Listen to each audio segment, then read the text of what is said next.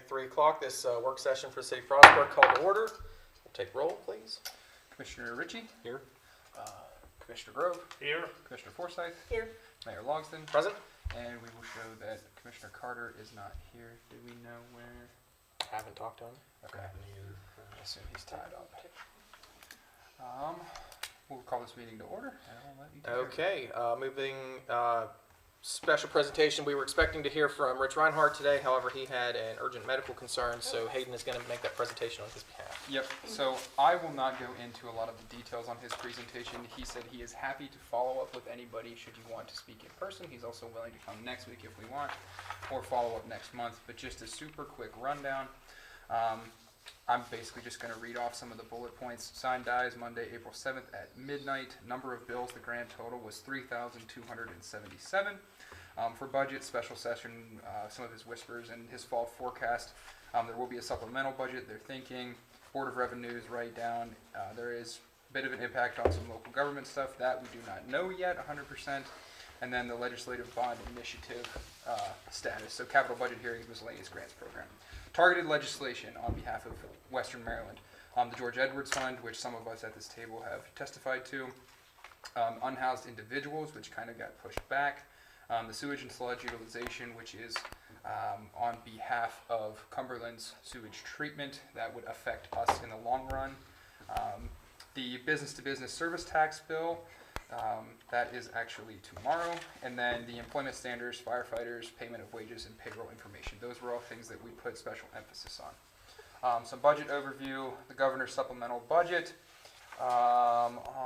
Westmore released the administration's fiscal year 2026 supplemental budget. The supplemental budget includes key adjustments to the proposed fiscal year 2026 budget, reflecting a number of technical corrections and updated projections. Nearly $300 million in additional general fund appropriation for the Developmental Disabilities Administration across 25 and 26. $143 million in general fund appropriation in 25, and $154 million in general fund appropriation in 26. $37 million to fund implementation of the Maryland Department of Labor's Family Program, FAMLI. $15 million to fund the Register of Wills full operating cost. $9 million to manage an anticipated surge in unemployment insurance claims and to help expedite the state's hiring of former federal employees who have been impacted by Trump administration's personnel and budget action. $80 million in reductions to the initiative in the governor's allowance funded by the Strategic Energy Investment Fund. And then finally, $37 million in reductions to proposed statewide salary increases for non-union staff across the executive branch. Board of Revenue estimates a worst-case scenario has developed. I won't go into that. If anyone has more questions, I can circle back with Rich. I don't want to dig into that now. Impacts on local government, about another $93 million in suggested cost shifts. We are unsure what that will mean for us. It's kind of muddy at the moment, but we're hoping to get some clarity soon. I would think that the counties will bear the lion's share of that burden. Mhm. It wouldn't be something to care to go on to municipalities, non-directly. I would hope so. Still, I mean, Yeah. it'll end up affecting us anyway. But yeah, we won't speculate on that until we know for sure. So for targeted legislation for economic development, Western Maryland Economic Future Investment Board, that's the George Edwards Fund that we talked about. We're hoping that that goes through quite well. I think kind of the last sentence there, it's not left to I think he meant it's now left to the Yes, Senate. yes. If we could have the record reflect Commissioner Carter is here now. Yes. And then House Bill 487, unhoused individuals, civil rights action, affirmative defense, no action on that one.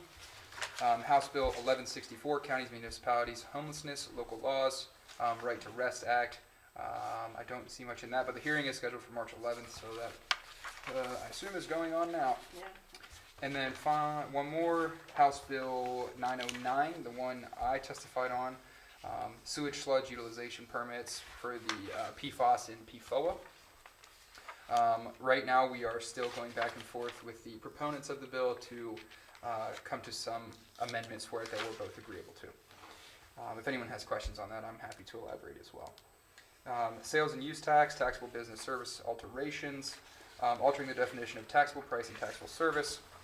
And that one, the hearing is for tomorrow. So if there are any questions about this, I'd be happy to take them down and take them back to Rich. Or if there's ones about the sludge permit, I can talk about that now if anyone has any questions. Is it, to loosen, regulations or to tighten them? Tighten them. To tighten them. Yep. So the initial bill was to restrict land application of sewage treatment plant residual. So what's left over after you treat sewer water. They want to further restrict what you can do with it as far as land application goes. So right now what they do is they typically give it out to any farmer who wants it, who can take it and use it on their fields. And the state of Maryland wants to kind of tighten the clamps on that and say you have to test it before you put it on the land, and if it tests over a certain amount of parts per billion for PFAS and PFOA, then you can't do that. So that would have a significant cost impact to City of Cumberland and inadvertently our ratepayers. But there's that company, Bio something or other, in Cumberland that's supposed to take that sludge and. They can take about 1/100th of That's what. it? Yeah. Oh, wow. Yeah. Now that I don't 100% know that number offhand, but it's not nearly enough for Oh my what gosh, yeah, Cumberland that's- makes it into. Hmm. It's supposed to be more than that. That's when it was when they initially did the nutrient Okay. removal of the ENR. But even then, so I'm in talks So- with Bobby Smith about it every day, the one who heads up their plant, and they can't take even marginally enough to impact cost for us. Considering everything that they're doing, I mean, that seems like a big, that setting up that company, that facility seems really expensive, so it seems like it should be able to treat a lot more to We would recoup hope. what they're spending on it. It would certainly help us if this went through, Yeah. but right now we're working on just some amendments to the bill that both organizations, Cumberland and Frostburg, are both firm believers in trying to get PFAS and PFOA out of ground applied nutrient, just for the sake of the future. But we want a phased approach from the state and from the proponents of the bill. So we're working on amendments. Because you got to do something with it. Correct. Correct. So we're working on amendments now to get to that phased approach. What's the name of that company again? Oh, you asked me too soon. Oh, I'm sorry, I don't want to delete these. Yeah. Was it? Yeah. Biochar, that's what it is, yeah. Biochar. Yes. We just need a lot more of them, I guess. Yeah. More will be coming out, I imagine. So if anyone has any questions for Rich specifically, I'd be happy to take them back. So just a couple comments for everybody else. I was in Annapolis last week on Wednesday and Thursday. The hearing on the Edwards Fund, I think went well. Hayden was on the House side. I was there for the Senate side hearing. It looks like it's probably going to pass with the May language, so it'll be discretionary. That's about the only way they're going to get it through. So it won't be the guaranteed 10 every year. On the homelessness bill, the hearing's actually going on right now. Right before I left school, I checked the website, and the Judiciary Committee's in session, but that bill hadn't been called up yet, so the hearing is probably going on right now. Rich said that he thinks it is unlikely. The crossover day is Monday. Crossover deadline is Monday, and he thinks it is very unlikely that it's going to make it out of the committee and onto the floor, and there's going to be 10 million attempts to amend it, and that it will cross over by Monday. So he does not think that it's something that's going to happen this session. There's a ton of pushback on that one. I think MACO and MML both Yes. oppose it. Yes. And in fact, we were considering, the city of Cumberland was considering jumping in on that fiasco, but Rich thought that it'd be best to let MACO and MML Yes. carry the weight and Yes. take the heat on that. So that's where that's going from what I know. Yeah, so it's probably, Rich said that either it will just sit in committee and the crossover deadline will come by, or the committee might give a report, but he doesn't see it coming off the House floor, not by Monday at least. That's it. I think those are the only ones we talked about. Okay. All right, anything else on the report from Rich? Again, he was supposed to be here, but he ended up having an emergency, so he had to leave, or couldn't come. All right, moving on then to item 4, meeting topics. Mrs. Jones. So today we will be looking at this first version of the fiscal year 26 draft budget. So I have for you a very highly condensed summary by fund and department. And then you have a 2-year comparison version, which shows the amended budget for this current fiscal year and everything that's in this version of the draft budget. just in a high-level summary, the corporate fund, water fund, and sewer fund expenses all exceed revenues in this version of the budget. And this version includes basically all the requests that have been made by all departments, and with an initial place to start for salary discussions. It assumes that rates for property taxes, water rates, sewer rates, water surcharge rates would remain consistent. This version includes an increase in the garbage rate, which we will discuss more later.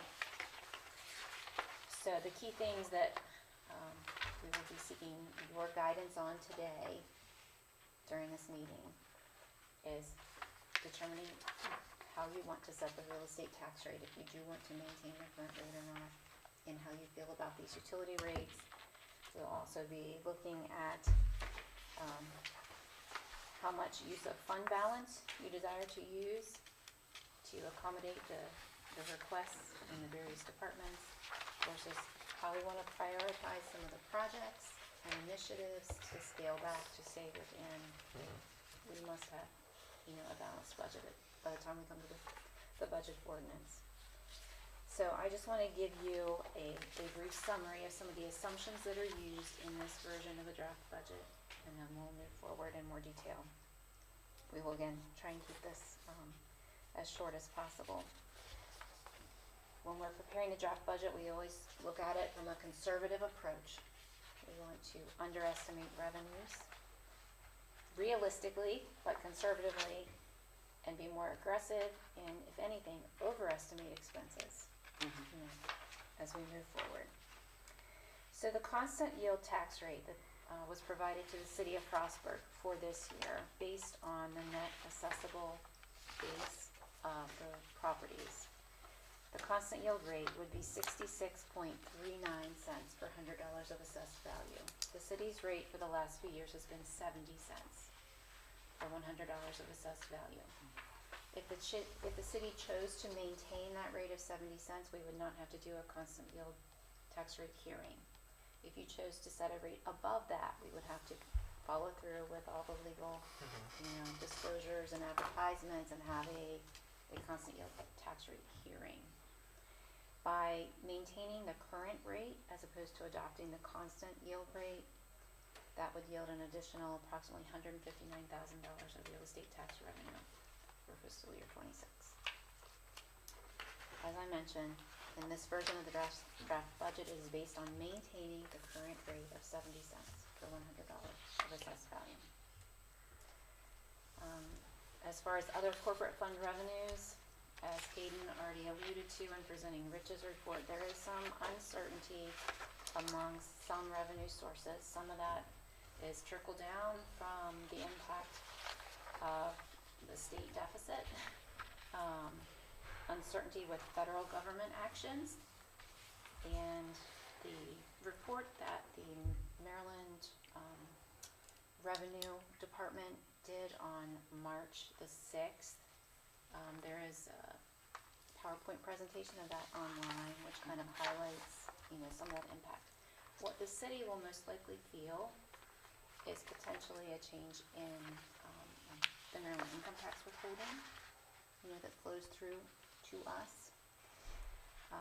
Grants could be impacted. State aid for police protection has been consistently a good source of revenue for the city.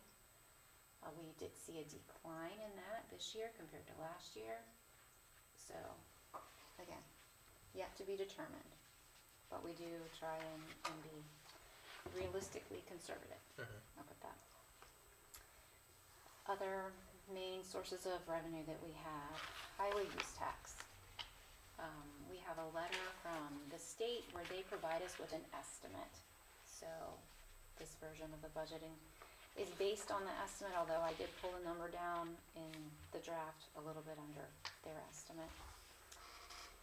The FSU MOU in previous years, for many years, that was $200,000 a year. Last year that dropped to $150,000 a year. This year and going forward, that is only $10,000, and the city doesn't have any of that money for our use, we pass that along completely to the volunteer fire department. So again, that's a significant decrease that we have seen, and that was specifically targeted to fund public safety. Project reimbursements are an important revenue source. The key one that is reflected in the budget this year is related to the roundabout project. So you'll see that reflected in the corporate fund project reimbursements, and Hayden provided estimates on the percentage of completion that is expected during the fiscal year. So at this point, we're reflecting that the expenses are going to be covered mainly by that ARC grant. So you've got about $2.1 million for the roundabout estimated in next year with that matching revenue source. POS grants also fall into project reimbursements, and Brian has only at this point projected one project for this year. We have enjoyed having ARPA revenue to fund many important city projects over the last 3 years. You will see a significant decline in the amount of revenue that's reflected in this year's draft budget. That's listed under special revenue. You'll see that in each of the funds. The main projects remaining to be funded with ARPA revenue in fiscal year 26 are the plow truck, the street sweeper, and a third one that I'll recall in a minute. Let's see. CSO stuff? Oh, yes, a piece of the CSO 10A project, yes. The majority of this is in the corporate fund for the street sweeper and the plow truck. So that's just big picture revenue items. In terms of compensation, in this version of the draft budget, we have included all special requests to a certain extent. So we factored in an increase overall for city employees of around 5% increase. We also, for your consideration, did other versions looking at a 3% increase. It gives you no increase. This also includes a special request from the police department for salary adjustments for 4 different positions, and I have a breakdown of that as well. They did research that looked at salaries of other agencies in our local area for those, same positions, and looked at the difference in City of Frostburg salaries and those other agencies. So while the draft budget does not include completely matching that differential for those 4 positions, in the draft budget's included it looking at an 8% increase versus a 5% increase. Also in the lines of looking at compensation, during this current fiscal year, we switched from earned comp time to the default of paid overtime. So in the current fiscal year, that only had about a half-year impact. For the next fiscal year, that impact is projected for the entire year for all positions. We do have the option of earning comp time up to 160 hours per year, but at this point, the trend that we're seeing is most people are taking the paid overtime, so we've built that into our projections of costs. We also included in this version of the budget a change in the allocation of the salaries for my position as finance director and Hayden as director of public works. In the past, 25% of our salary has been allocated to the garbage fund, 25 to sewer, 25 to water, and then 25 within the corporate fund. The garbage fund is struggled the most financially. So this version of the budget changes that allocation of our salaries from 25% to 15% and takes that other 10% and puts it back into the corporate fund. So again, Basically an accounting. it's an accounting thing, but again, Yeah. the water, you're sewer, and balancing garbage funds, they have to operate like private businesses. They Right. have to support themselves. So the garbage fees have to support the garbage expenses. Right.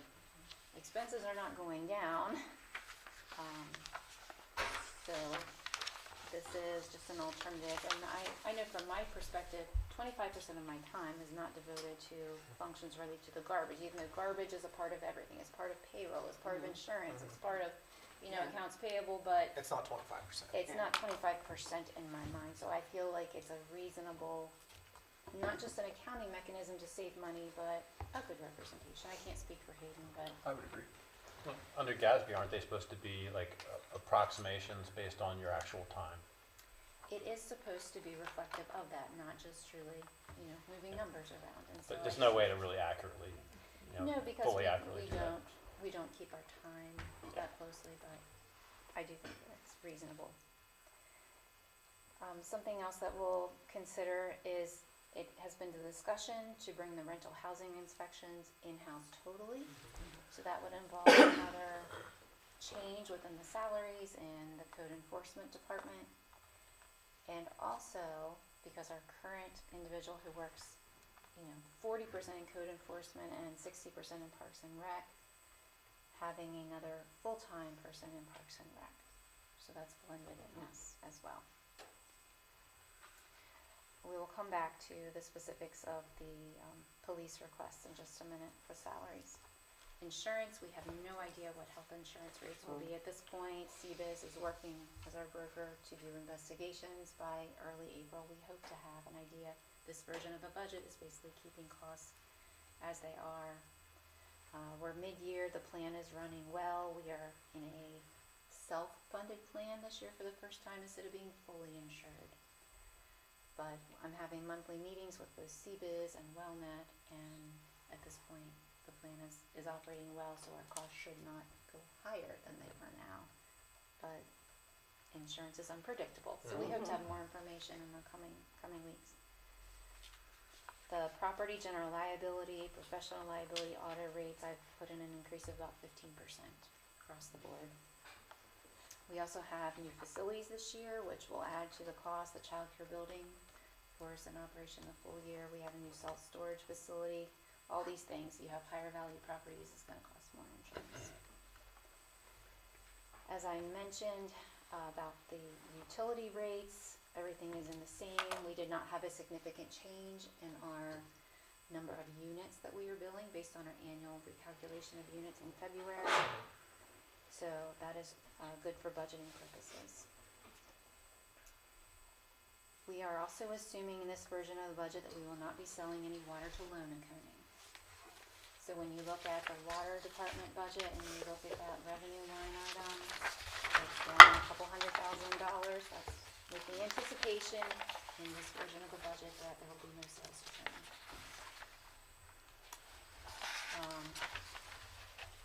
We have made the transition fully to monthly utility billing at this point.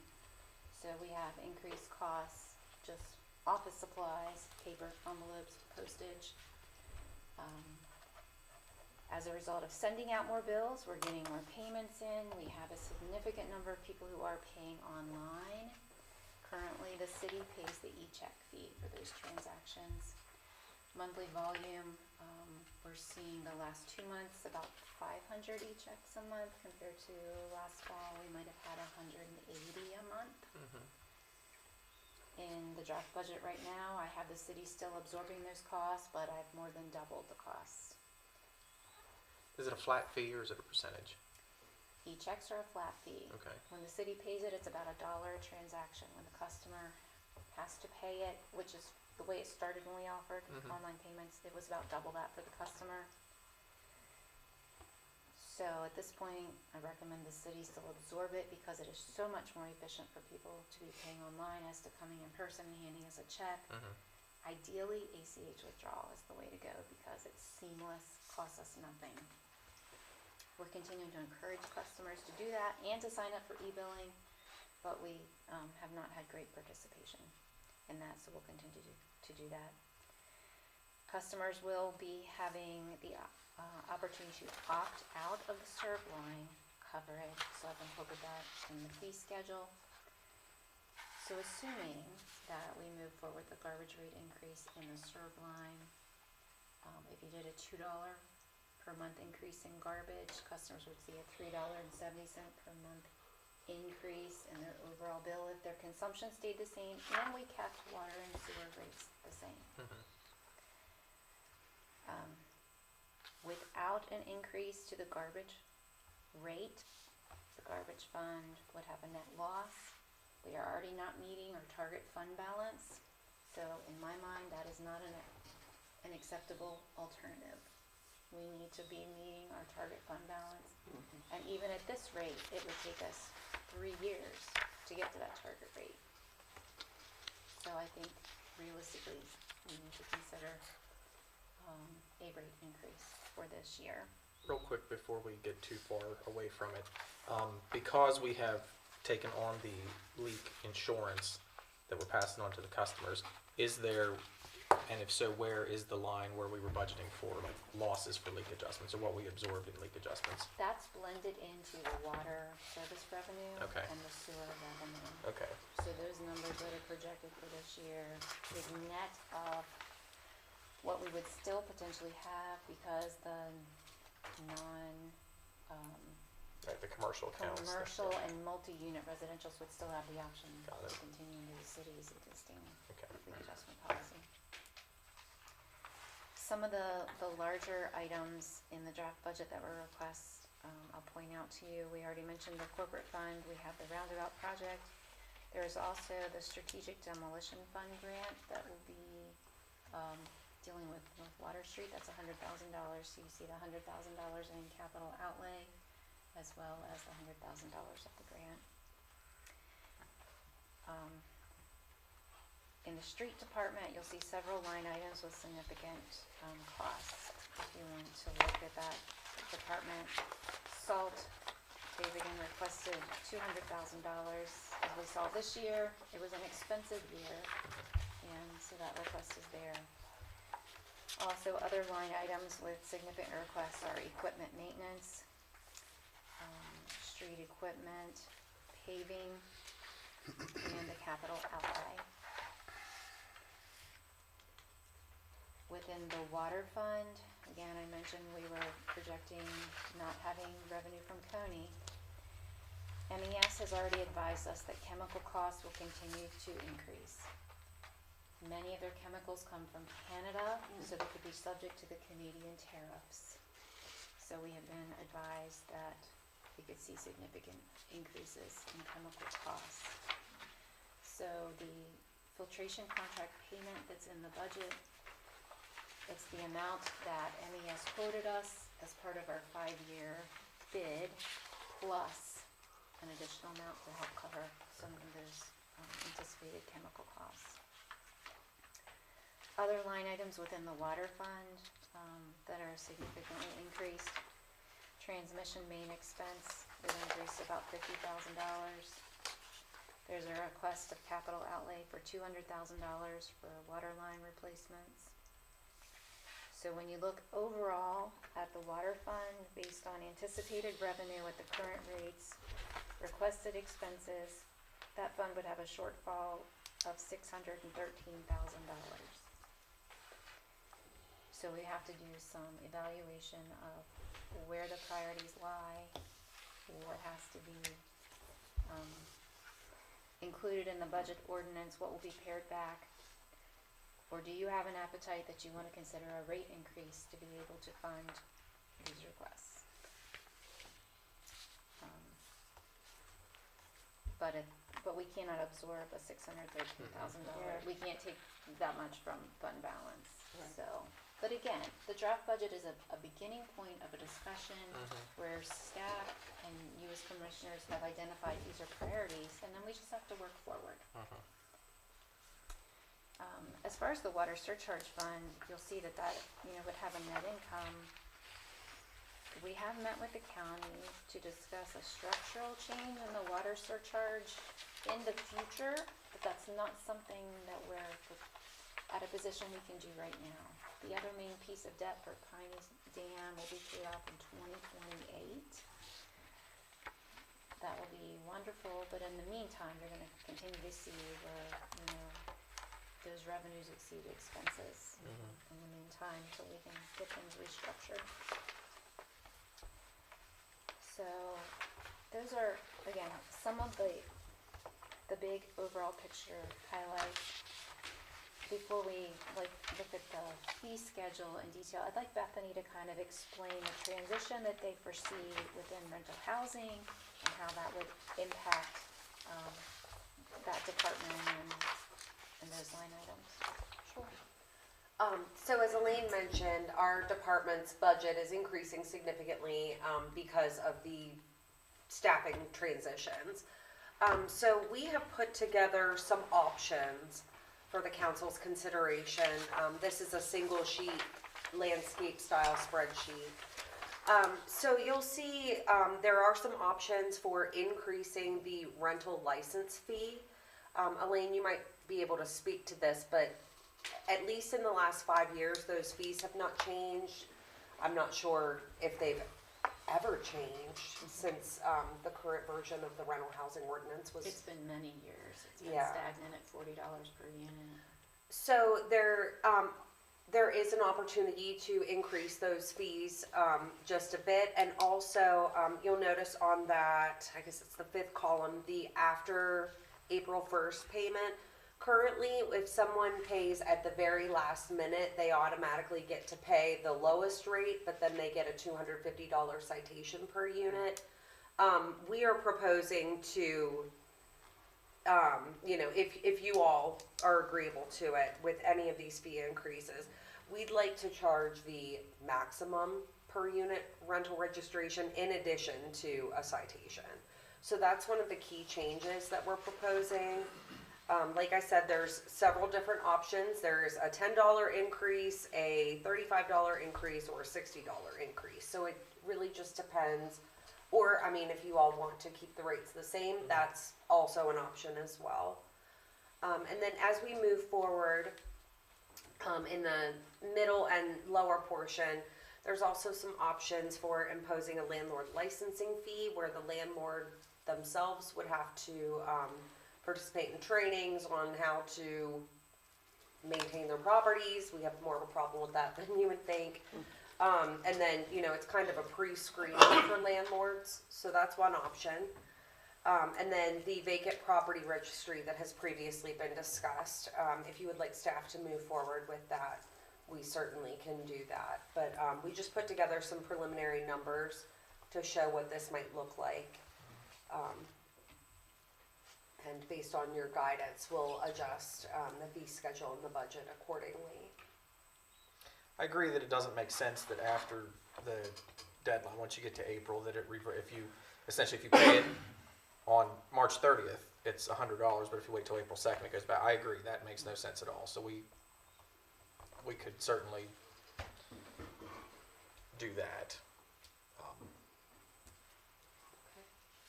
Any other thoughts on the fees? Would you like us to just keep the $40 per unit preliminary rate, or would you like to see any kind of increase? And the idea behind this is, like I said, to offset the increase in our department budget. Right now, we ran the numbers yesterday, and it's costing the city quite a large amount of money to operate the rental housing program. So we're just trying to come up with some ways to level that out. This license is every year, or it's good? Yes, Okay. this is an annual license. Okay, I'm gonna recuse myself Okay. because I earn some rental property. okay. Which level do you think would cover the costs then? I mean, we could start conservatively and see where that gets us. At that, if we increased it to $50 per unit as the preliminary rate, I think that in itself would do a lot for us. Okay. How many folks do you think pay after that April deadline? Like, how many late fees do we get typically? Percent, I mean, it doesn't have to be exact number, percentage or a guess. I would say less than 15 Okay. total Okay, pay late. okay. So that's not gonna be a huge Yeah, so windfall. we're seeing about 60% paying in January before February 1st. Probably about 25% paying in March, and the remainder paying after April 1st. And it's a very, very small handful that actually gets cited for not licensing.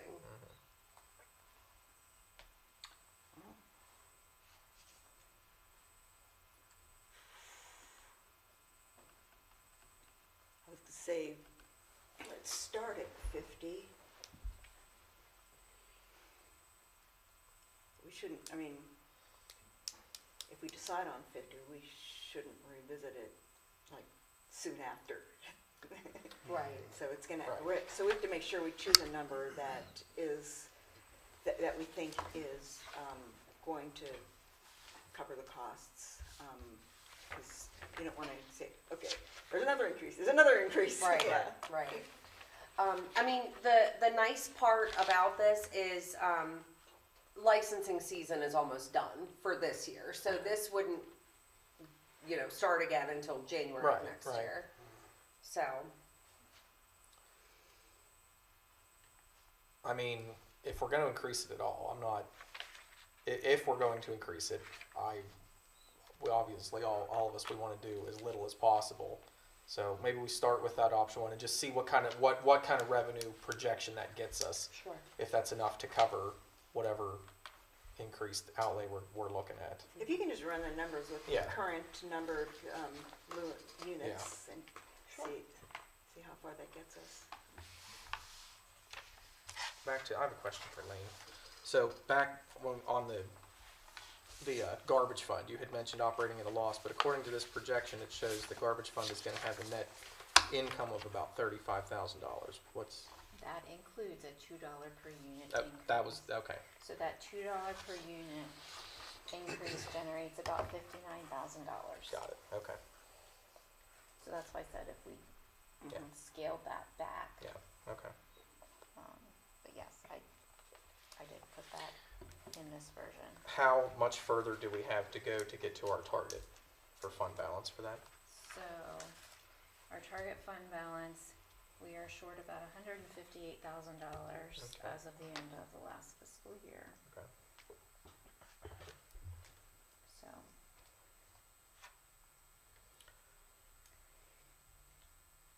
it's, in my mind, 50 cents a week increase for residents is not bad considering you get curbside service Mhm. every season. And honestly, I mean, we've kind of lucked out with, it not closing down over there, and we have Right. to ship our trash out of here Right. now too, because that's really gonna increase the rates when Yeah. that happens. I know the trucks are expensive to maintain. Shane has told me how expensive just it is to buy tires Yeah. for the trucks. And again, all the expenses, like payroll wise, trickle through, Mm-hmm. your payroll taxes, your pension, workers' comp, things like that. So maybe that's, if we could address, one question at a time, are you comfortable with that rate increase? Was it $2 is what $2 per unit per month, so it'd go from $16 a month to $18 a month. And that'll get us over the line. I mean, For this year, it would put us in a positive right. position to start, instead of having a net loss again. Assuming these other expenses remain consistent.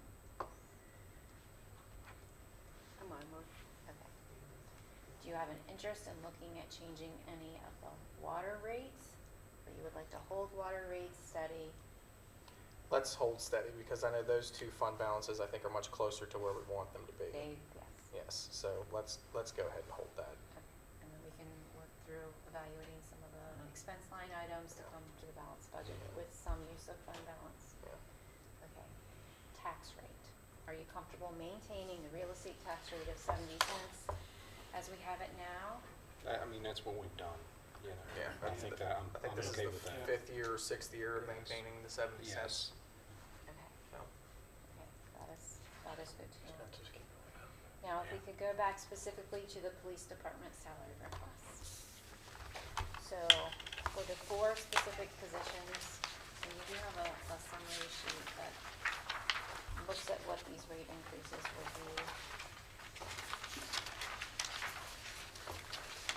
So, the positions that were evaluated were the lieutenant compared to other local agencies, the police lieutenant is about $15,000 less. The first sergeant, compared to local agencies, the difference, it's $9,300 less. Same for the sergeant and the corporal. So, this is outside of the other general city increases. So in order to move forward with planning for the budget, do you want to make any special salary adjustments for these 4 positions as requested by the police department? Kevin, what's your, The appropriate. Well, I think the 8% would be appropriate because we're pretty close to everything else. But these are the guys who have been here, have not been rewarded for being here. And this would get them up close to the other departments. I think 8% would be fair.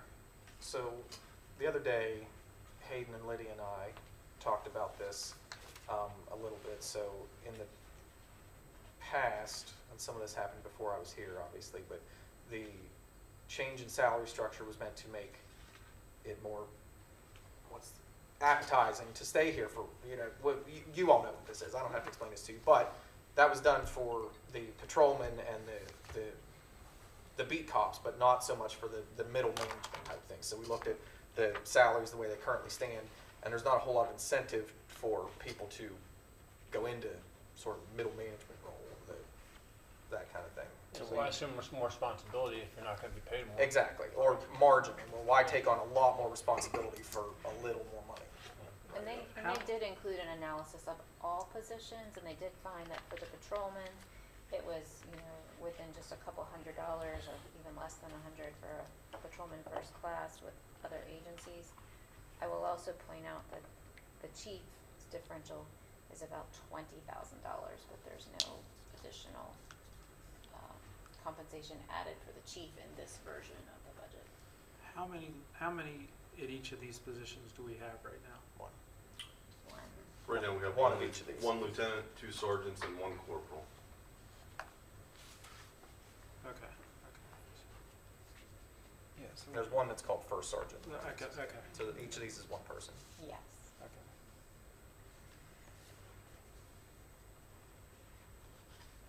So even with an 8% adjustment, they would still be, lower than other local agencies, but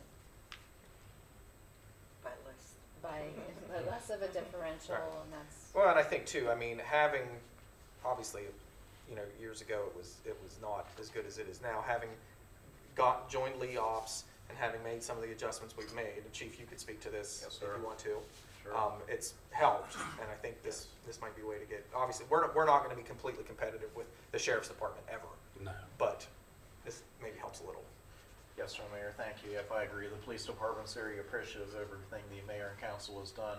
We've gone just over a relatively short time, the last 2 years, from frankly it being kind of a hard sell to convince people to make a career with the city of Frostburg, that we've had an excellent workplace culture, an excellent community to be a part of. When you look at the numbers and folks compare the sheriff's office, Frostburg State University, Cumberland City, it was very difficult. In a short time, we've come a very, very long way in salaries.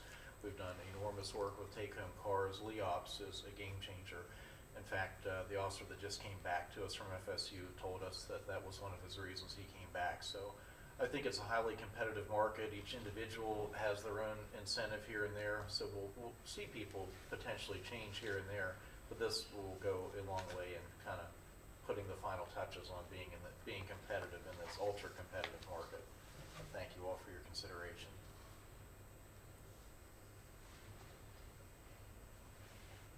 May I add something? Please. Just one thing. So with the middle management numbers, if it could be something that we can show our youth on paper, like Delane Davis, their PFCs, they've been here a few years now. Ellsworth. If these guys don't have something to, better themselves for, Yeah. Why would they ever want to advance? Cook's doing it for an extra $2,000 right now. That's not much for the responsibility that comes with it. So that was my big thing for showing them on paper. This one's not about me. I get a little bonus, sweet. But it's not about me. He got me another year and a half, and hopefully I'm gone. But he tells me on time. Yeah, we won't let you But go. this is more about the middle folks and them having something to look forward to in the future. Otherwise, we're probably gonna be training them, making them good cops, and saying, "See ya." Well, we said, I mean, like you said, it gives people a reason to want to work towards something, because people do want to make themselves better. People do want to advance. But if there's nothing in it for you, then, you know. We've done everything else. You guys have been gracious. You know, the LEOPs, take-home cars, everything the chief said. This is the last thing left. I mean, there's nothing really left. Is this number reflected in your projection? The 8% Yeah. is reflected in the draft budget for Okay. those four individuals. The only other adjustments outside of the 5% raise, there are 3 individuals in the street department who are due for promotions from MEO. One is from an MEO 1 to an MEO 2, and then 2 from MEO 2 to MEO 3. And in projecting their rates, we looked at the other individuals currently at that classification and set their salary adjustment at the lowest of others of that classification based on similar years of service. And those ranged from, I believe, $1.16 an hour to $2.78 an hour. Those are also reflected. Those are in there too. Okay. So just in moving forward, I would just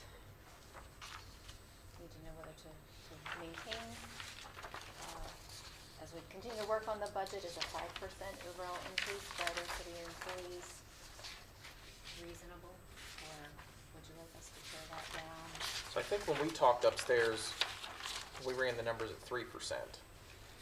And we said that came close to, remember we talked about the estimating the difference in the increased revenue in the corporate fund. I know it doesn't all come from the corporate fund, but we talked about that at possibly 3. If we did it at 3, what would be the difference? So, and that's the other sheet that you have that's horizontally. So that's looking at, okay, if there was no overall raises, but there was just the 3 MEO promotions in the street department, what the total salary cost would be, about 3.1 million split between the funds. Then if we included a 3% overall city increase, we did the MEO promotions, you see those other things, we get to 3.29 million, and then if you do 5%, then the total jumps to 3.4 million. So, It's really not that different. and then you can see on the right-hand side, the dollar change compared, to the scenario above. So if you go from 3% I see. to 5% with all those, tweaks, you've got about another $90-some thousand. It's not a huge difference. So yes, we did talk about the 3. Oh, I'm sorry. Yes, go ahead. Yeah, just wanted to give you kind of like the max Mhm. and the minimum, and then if you wanted to do Yeah, we did. one or the other or somewhere in between. We did talk. Yeah, we did say it that way. You're right. We can pick, we can run the numbers with any percentage. We were just giving you some as a discussion point, and then, I'm not saying yes, do this, but again, in the draft budget, we just kind of put out the high request, and then we can always pare back. Well, Okay. again, I think shoot for the 5%. I've sat on this council for 7 years, and I've been an employee in the city for over 40 years. And this is the first council that has ever looked at the employees as well as we've looked at the employees. So I think shoot for the 5%. I agree. Now, again, once we see what insurance rates are. Yeah, that we might may change have- everything. We may have to say, okay, employees, I need to contribute more than 20% towards their health insurance. Because we can't necessarily do both. Yeah, We can't give you a salary increase and cover 80%. necessarily the same rate of health insurance. I think we have to keep all that on the table. We just don't have enough information right now. I think obviously budgeting high, and then if we have to pare down, we can pare down. As long as that's amenable.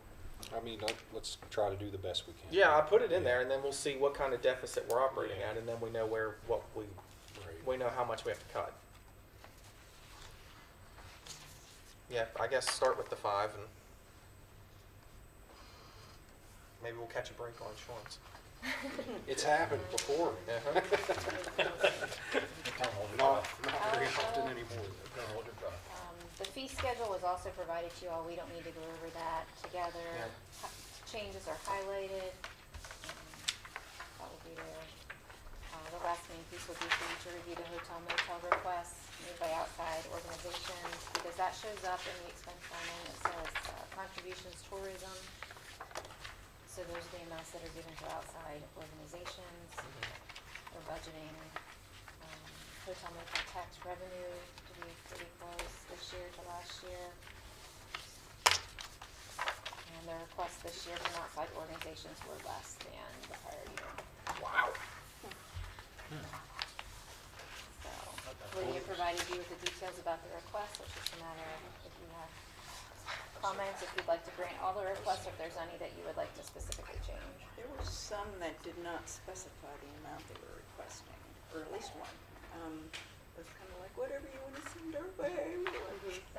That was MCCA Yeah. for scholarship to fund dance classes and things for people Yeah. that might not be able to afford it. Right.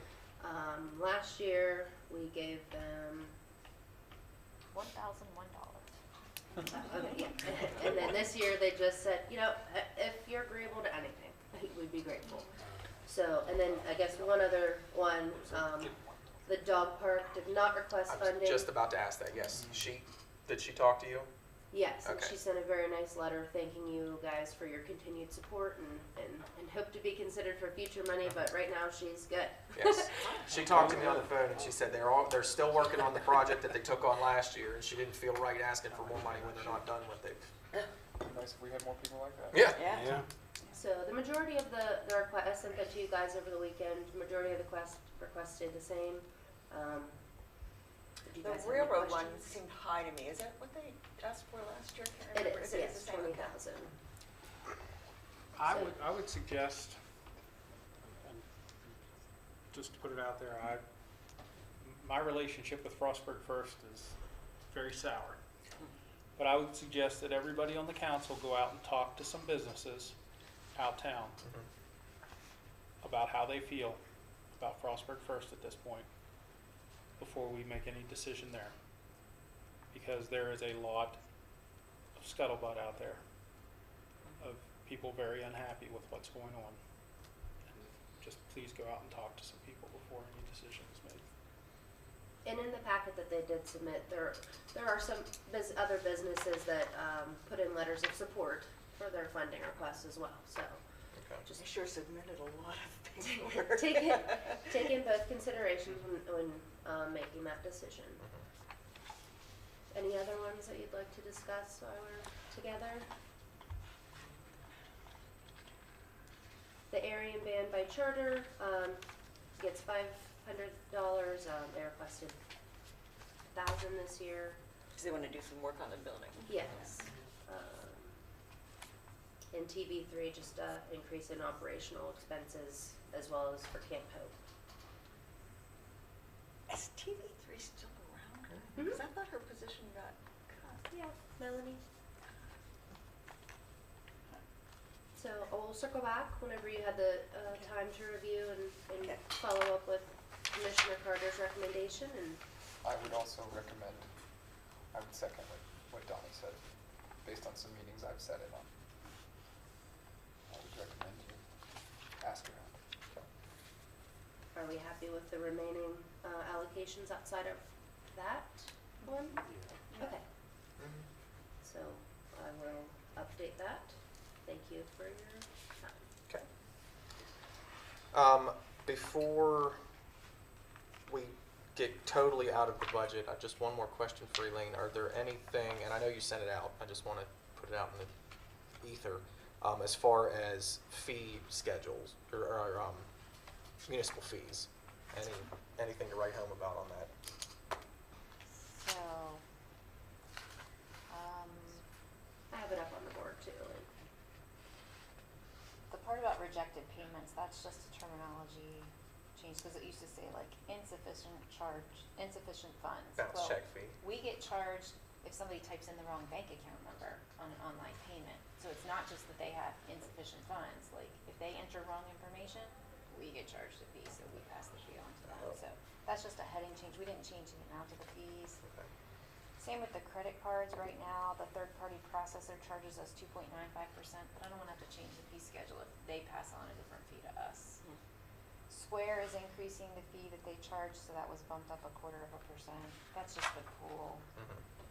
We included Servline because that's new. All the references to the surcharge rates, we just got, now it's just a monthly rate. We used to say monthly and quarterly. There were some changes that Cliff passed along, the name of his company, Bethany, please help me. Medco Inspections. Medco Inspections. So all those fee changes are being passed along from him. It isn't something that the city, decided to change. And then there are some fees that are no longer applicable. For instance, we don't have parking meters. So under the police department, we don't need a parking meter violation charge because they don't exist. And then some document fees that are just never used. And the rental housing section would be updated based on discussions.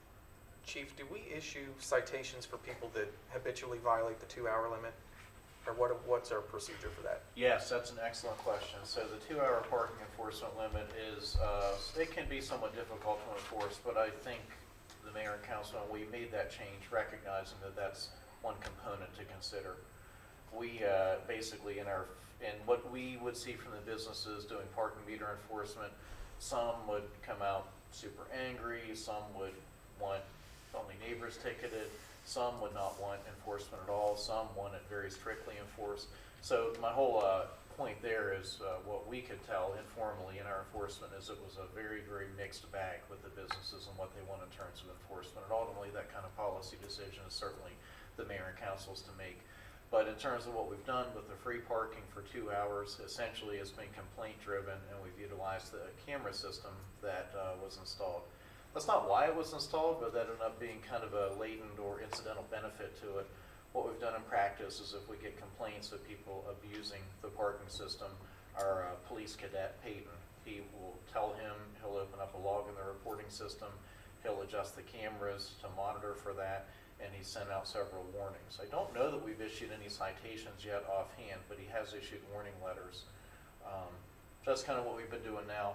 And I would note that when the mayor and council implemented the 2-hour parking, it was sort of with the idea that it would be a pilot program. So if we get negative feedback from businesses, if you all, if you'd like to go a different direction, Commissioner Grove and I were just speaking, we do still have the meter components that could be reinstalled, or we could look at buying new items. But my view, it is somewhat like parking wars at times. It's very difficult. The police department's in the middle of running off customers, making businesses angry, making customers happy, making businesses happy.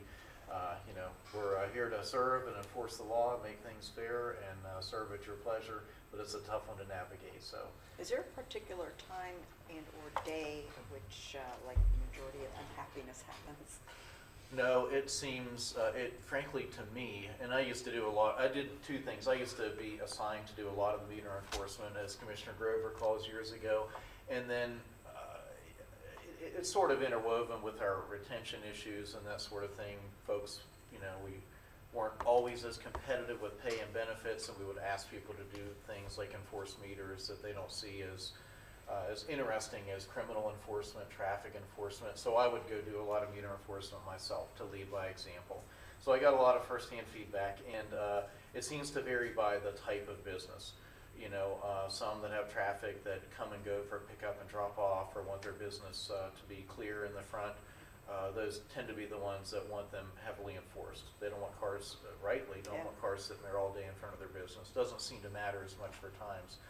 Others, I'm trying not to name individual businesses, but others that don't have as much access to parking for their employees, or have a type of business where people stay longer or go particularly to that business for some lengthy time, they don't want to be bothered, frankly. They don't want their customers ticketed. They they They feel want their like customers to stay and browse or whatever. yeah, exactly, yeah. So it's a very difficult, I would call it more of a policy decision than anything, but it is very mixed. I don't think, short answer, I don't think there's a time as much as it is the type of business. And if any of my colleagues, Lieutenant Seitz or Commissioner Grove, who's the longest FPD member ever, have any insights, that's the impression I get. I know we've had businesses tell Commissioner Grove and tell us, we don't want meters, we don't want this. Others are like, this needs to be enforced, folks are abusing it. It's very difficult to navigate through. The short answer right now, we're mostly using the cameras and it's complaint driven. Got it. But we haven't issued citations as far as you know. It's I mostly don't just know of more any, just paying no. attention. I know Peyton has, I'll check in with him periodically. I know he's told me he's mailed out warnings. He just did one maybe 2 weeks ago. But I don't know of any tickets off the top of my head. Okay. No. Okay. One other thing that I failed to mention about salaries is we do have likely 2 retirements in the upcoming year, and the city does offer a very nice option for retirees to be paid out for their unused vacation time and up to 90 days of sick time. So we have included a liability of approximately $60,000 in this year's salary budget to account for those 2 anticipated retirements of long-term employees. And it, I mean, after that initial 60,000 liability, say next year, that should help a little bit with salaries, because whoever we hire to come in is not going to make as much as Correct. right. Correct. Okay. Anything else budget related on items 4A through 4C before we move on to other business? Anything else? I'm not gonna make the library meeting. No, it already started. All right, moving on then. Item 4D, change orders. I'll go ahead and blow through these. It's all Bureau of Mines. Every single one is Bureau of Mines, but we have to do it just because they are scope change orders. And then I will actually have an additional one for you that we discovered today that I will email you all, and then we will bring up at council meeting. But change order number 1 is for Winter Brothers Contracting. It was just some rough-in work before plumbing. Change order number 2 was for an extra 100 feet of storm drain we had to put in to make some drainage work that we weren't anticipating. The first Kaufman's is for $450 worth of wainscoting that they didn't put in their initial bid, but Bureau of Mines wanted. The Daystar invoice is for some hose bibs and some additional plumbing that Bureau of Mines wanted. And then finally from Stevens Electric, they wanted baseboard heat in the janitorial closet, the bathroom, and then they wanted some additional outlets along the back wall that weren't initially accounted for. So the last change order to come will actually be a scope removal from Winter Brothers Contracting. It'll be about $13,000. So if there are any questions about these change orders, I can go into them. Again, it's Bureau of Mines money. We're just managing the project, so we're following our own procurement to keep their paperwork safe. So other than that, I'll just ask for approvals on them next week. All right, anything else on that? Moving on to other discussion items. Item 5A, I'm going to allow Commissioner Carter to be in charge of the discussion for this one. I can't be in charge of that. For 5A. Okay. Like, what? So, at your meeting last month, we discussed in concept doing a real estate tax credit for volunteer firefighters whose primary residence is in the city of Frostburg. Based on that discussion and the desire to expedite this if possible to be applicable for the next fiscal year's tax bills, we just tried to outline criteria as we discussed, that then if you are favorable in general with the concepts, we would pass along to Mike McClellan and ask him to write an ordinance. Just to summarize, it would be individuals, it has to be for their primary residence in the city of Frostburg. They would have had to have met the criteria to receive the tax credit or the income tax subtraction from the state of Maryland. The fire departments would have to provide us with a list of who is eligible by May 1st of each year. We would open it up to Frostburg Fire Department and their mutual aid companies. If they happen to have someone whose primary residence was in the city, $500 per year for for each eligible member not to exceed the amount of their tax. So, for example, if a husband and a wife both qualified, they would each get a credit, but not to exceed their value of their real estate tax. It would be non-refundable, be prorated if it was sold during the fiscal year, was unpaid, and then transferable. Did you say it would be applicable to mutual aid service providers who aren't in the volunteer fire department? They would be members, like the example we thought of, we have some people who live in the city limits of Frostburg who are part of Shaft Fire Department. So because their primary residence is still in the city, we felt like they should have the same real estate tax credit as. What if you have someone like, say, that's in the city and they are a member of, say, the Tri-Towns Volunteer Fire Department? We're only going to use the organizations who have a history of responding to Frostburg, was the initial premise. Okay.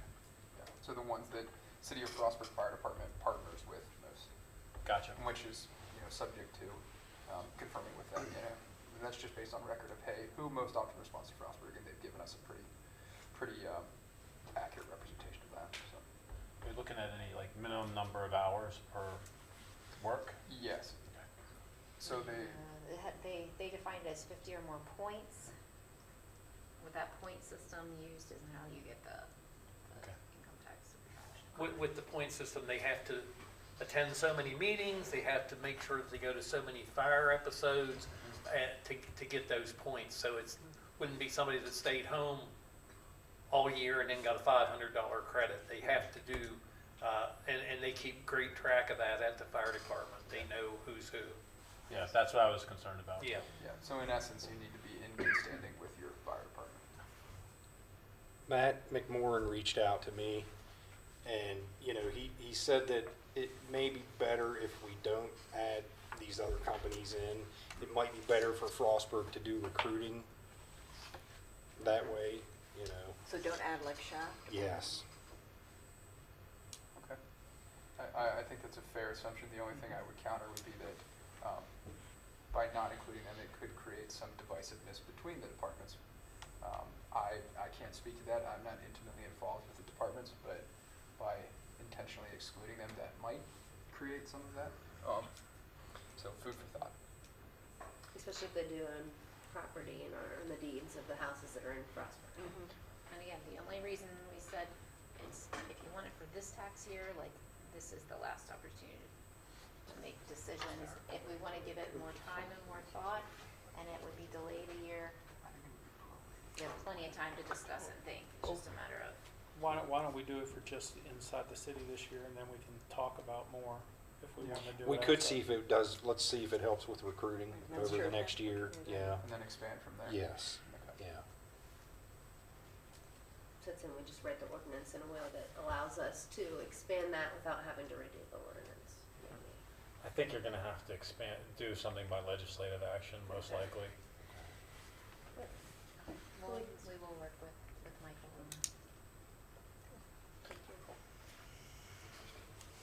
Anything else under that item? Okay, moving on then to item 5B, the stabilization grant program overview. Alrighty, I'll go over this really quick. I've got a visual of what this process will look like. I just wanted to update you all on the stabilization grant funds that Allegheny County has obtained, and how this process will work, because our council will be intimately involved in this process. All the grant agreements are still in legal with the state right now, but we're expecting to hit the ground running as soon as we get all of that back.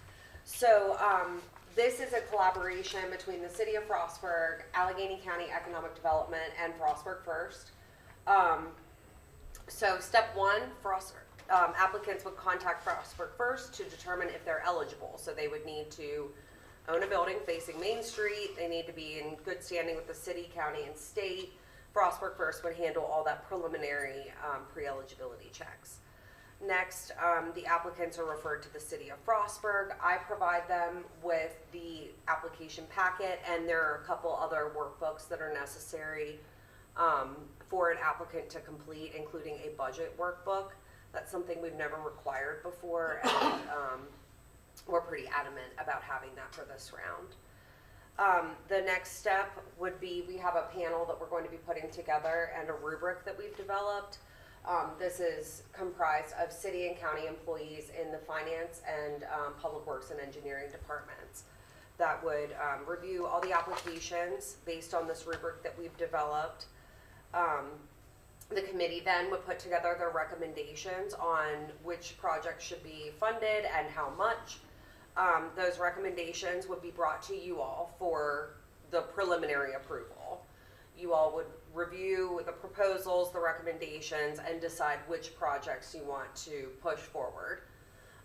Next, it would go to the Allegheny County Board of Commissioners for basically a rubber stamp to give the go-ahead.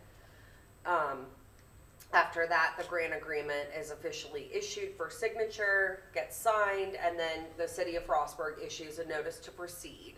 So after that point, the project can go, can move forward, and then we are requiring quarterly reports. Again, that's not something we've ever required before, but we just want to make sure that these projects are moving forward according to timelines, you know, that are outlined in our grant agreement with the state. That's an issue that we've encountered before, so we're working to remediate that from the get-go. And then once the project has been finished out, it would be inspected both by a certified building inspector and also either a city or county public works employee or engineering employee to verify that the work outlined in the application is the work that was completed. Any changes to the scope of work have to be submitted to the city so that we can keep good record of that. And then once everything's good, then that's when the reimbursement is issued and the project closes out. So I'm happy to dive into any more details if you'd like. We have the program built out. We're just waiting on everything to get back from legal from the state. So What is our criteria for what makes the building applicable other than facing Main Street? Is it just a business? Or is that open to a home? So it must be a for-profit tax-paying entity. The building must be located on Main Street within the designated development district. So that goes from Bowery Street to Water Street. Gotcha. And it's Main Street only. The side streets are not included. And then the eligible projects are foundation repairs, roof stabilization, exterior wall reinforcement, emergency stabilization measures, and weatherproofing and urgent safety concerns. Gotcha. So it is physical stabilization, not fiscal stabilization. Correct. Yes. You know, there's several of these larger buildings here in town that have some structural, you know, compromises, I guess we'll say. I believe we're also going to add interior framing to this list. So I need to confirm that with Adam from the county, but that is something that we've gone back and forth on. So just wanted to keep you all updated on the progress of that. And like I said, once we get this back from the state, we're ready to go.